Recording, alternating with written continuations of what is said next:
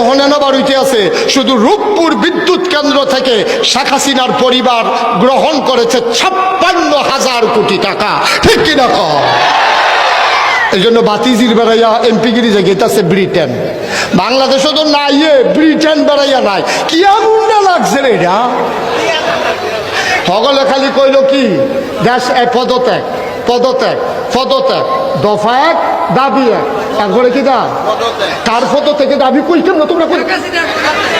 দফা এক দাবি এক, এই কথাটা সকলে কইছে, একজনেও দেশ ত্যাগের কথা কইতে আমি শুনছি না। মিজান চেয়ারম্যানও কইছে না, তারপরে গিয়া আমি কেউ এর মুহ ফরিদ মেম্বরের মুহ শুনছি না, তারপরে গিয়া কিনা হ্যাঁ কেউ কইছে না যে না দেশ ত্যাগ, সবাই কইছে পদত্যাগ।